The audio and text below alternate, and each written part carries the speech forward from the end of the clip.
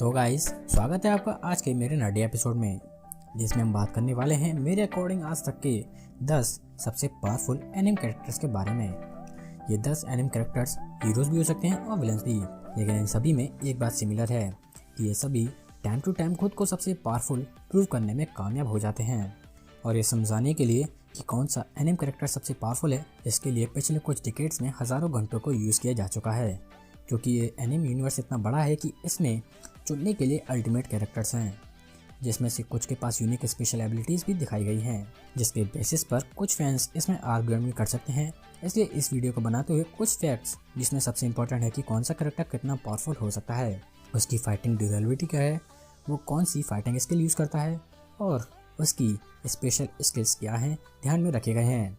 और इसलिए इस क्वेश्चन का आंसर देना थोड़ा मुश्किल था, लेकिन आखिरकार अब हमें अपने 10 सबसे पावरफुल कैरेक्टर्स मिल चुके हैं जो टाइम टू टाइम खुद को प्रूव करने में कामयाब हो जाते हैं। सो गाइस, ओजामू तेजुका का नाम लेते हुए चलिए आगे बढ़ते हैं। तो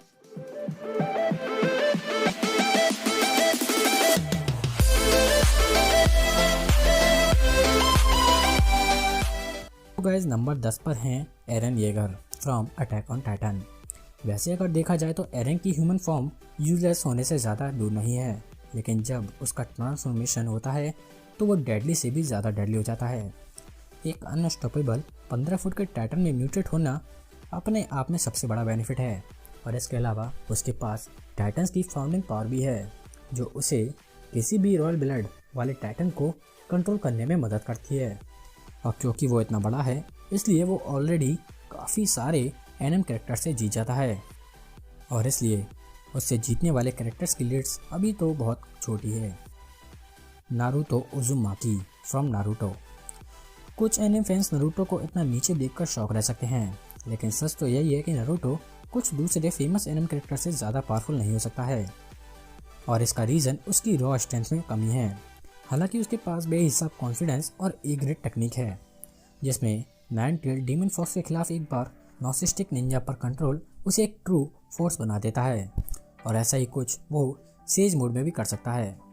इन स्किल के साथ हिडन लीफ का ये हीरो अकेले ही एक वर्ल्ड वॉर को जीत जाता है, और ये सब भी सिर्फ इसलिए ताकि वो नारुतो यूनिवर्स में दिखा सके कि वो एक्चुअल में कितना पावरफुल है, और शायद इसलिए वो इस लिस्ट में कम से कम नंबर 9 तो डिजर्व करता है। अलुकार्ड फ्रॉम हेल्सिंग। अलुकार्ड एक अनस्टॉपेबल किलर है, जिसके पास तरह तरह की एबिलिटीज़ दिखाई गई हैं। उसकी सुपर ह्यूमन स्पीड और स्ट्रेंथ से वो अपने दुश्मनों को बीच में से ऐसे ही चीर सकता है। अलुकार्ड हेल्सिंग सीरीज में हेल्सिंग ऑर्गेनाइजेशन का सबसे पावरफुल वेपन है, जो वैम्पायर्स और दूसरी सुपर नेचुरल फोर्सेस के खिलाफ लड़ने का काम करता है। वैसे तो अलुकार्ड खुद भी एक वैम्पायर कैरेक्टर है, लेकिन वो कोई ऐसा वैसा वैम्पायर नहीं है, बल्कि वो तो सबसे पावरफुल एलाई वैम्पायर कैरेक्टर है, और इस पावर के साथ वो इस सीरीज का सबसे पावरफुल कैरेक्टर भी हो सकता है। शुवास फ्रॉम ब्लीच। शुवास ब्लीच सीरीज में सोल किंग का बेटा है, और सोल किंग का बेटा होने के नाते उसे कुछ स्पेशल और यूनिक पावर्स भी दी गई हैं, जिसमें सबसे खास है उसकी सोल डिस्ट्रीब्यूशन पावर। इस पावर से शुवास अपने सोल को किसी भी लिविंग थिंग को छूकर उसमें डाल सकता है, और ऐसा करने से वो अपने लिए नई पावर्स और एबिलिटीज़ को डेवलप करने में कामयाब हो जाता है। हालांकि एंड में इचिगो शुवास से जीतने में कामयाब हो जाता है, लेकिन वो यहाँ शुवास से स्ट्रेंथ में नहीं बल्कि स्मार्टनेस से जीत जाता है। अगर शुवास मौका मिलने पर ही अपने दुश्मन को मार देता तो शायद वह एग्जिस्टेंस, अपनी ज़िंदगी और मौत के साइकिल को एंड कर सकता था, क्योंकि उसके पास एक ऐसी पावर है जो उसे फ्यूचर को देखने और उसे चेंज करने में मदद करती है, और शायद इसलिए वो इस लिस्ट में नंबर 7 डिजर्व करता है। Kaguya Otsutsuki Naruto. अगर देखा जाए तो नारुतो अपनी पूरी जर्नी में एक से एक खतरनाक विलन से लड़ चुका है, लेकिन उनमें से कोई भी शायद रैबिट गॉडेस कागुया से ज़्यादा खतरनाक नहीं होगा। जब कागुया गॉड ट्री के फ्रूट को खाती है और खुद गॉड ट्री से जुड़ती है, तो वो 10 टेल्स बन जाती है, जिससे उसे कई तरह की पावर्स मिलती हैं जो उसे बैटल में अनस्टॉपेबल बनाती हैं। शुरुआत में कागुया इन पावर्स का यूज़ अपने क्लैन और अपने बेटों को बचाने में करती है, लेकिन बाद में वो इस पावर की चपेट यानी वो इस पर अपना कंट्रोल खो देती है, जिसकी वजह से वो डार्कनेस की ओर खींची चली जाती है। डार्कनेस में जाने के बाद वो अपनी माइंड रीडिंग और मैनिपुलेशन की पावर्स का यूज़ बुरे कामों में करने लगती है, जिसकी वजह से वो बहुत सारे पेन और केओस का रीज़न बन जाती है। तेत्सुओ शिमा फ्रॉम अकीरा। तेत्सुओ सीरीज के हीरो का दोस्त होने के बावजूद सीरीज का मेन एंटागोनिस्ट होने का काम करता है, क्योंकि जब उसकी साइकिक पावर्स पूरी तरह जाग जाती हैं तो वो इतना ज़्यादा होती हैं कि वो उसके खुद के कंट्रोल से भी बाहर हो जाती हैं, जिससे वो अनजाने में ही साइकिक एक्सप्लोजन्स करना शुरू कर देता है, जो पूरे यूनिवर्स को डिस्ट्रॉय करने के लिए काफ़ी थे। वो तो भला है अकीरा का, जो एंड टाइम पर तेत्सुओ को दूसरे डायमेंशन में खींच लेता है।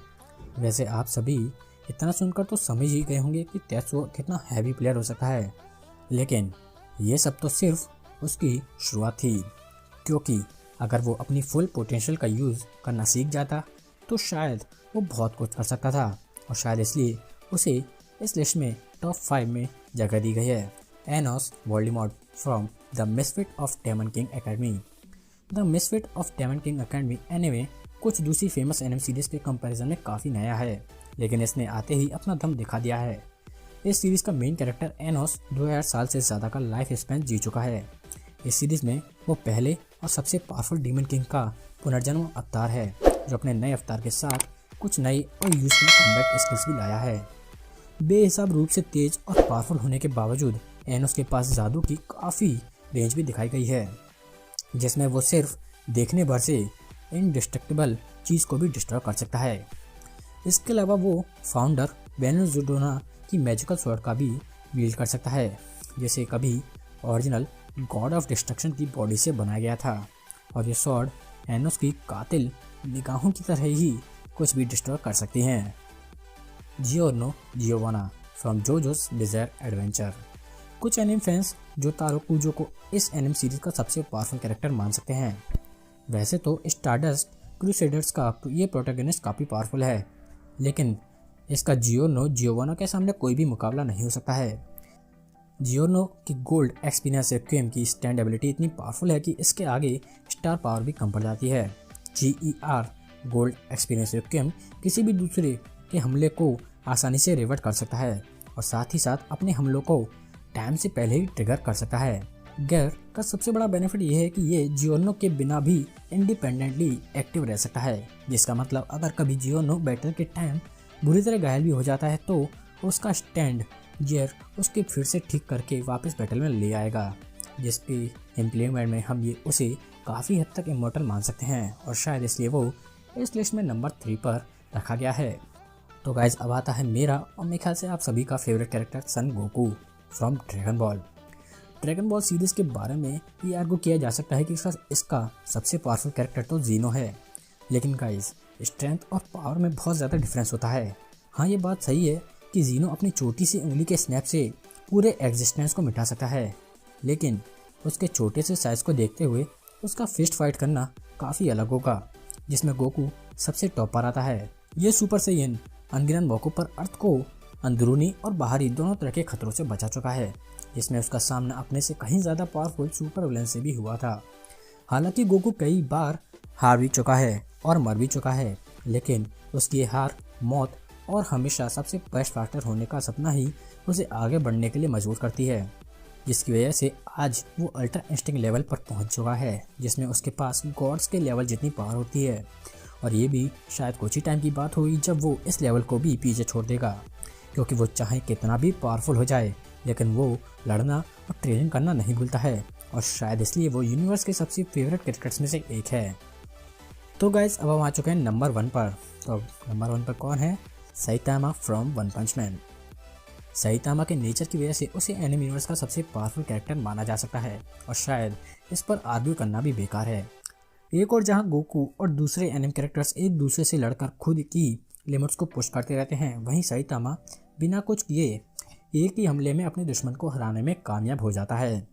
अब कुछ फैंस यहाँ कह सकते हैं कि अगर मेरा हीरो साइतामा के यूनिवर्स में होता तो वो शायद उसे हरा देता। हाँ, गोकू और कुछ दूसरे एनिमे कैरेक्टर्स के लिए ये पॉसिबल हो सकता है, लेकिन हर एनिमे कैरेक्टर किसी न किसी पॉइंट पर अपने शो में दूसरे कैरेक्टर्स से कमज़ोर दिखाया जा चुका है, इसलिए कहना पॉसिबल है कि उनके यूनिवर्स में ऑलरेडी उनसे पावरफुल कोई और कैरेक्टर हो सकता है। वहीं अगर बात करें साइतामा की, तो वो हमेशा से नंबर 1 पर था और नंबर 1 पर रहेगा। So guys, thank you for watching. तो गाइस, अगर आपको मेरी ये एनिमे वीडियो ज़रा सी भी पसंद हो तो प्लीज़ इसे लाइक करें, और ऐसी ही मज़ेदार और ज़बरदस्ती वीडियोस देखने के लिए चैनल को ठोकना और पीटना ना भूलें। और चाहते जाते इस वीडियो को अपने एनिमे फ्रेंड्स के साथ शेयर ज़रूर करें। सो गाइस, आज के लिए बस इतना ही। मिलते हैं कुछ ही टाइम में एक और नई नई एपिसोड के साथ।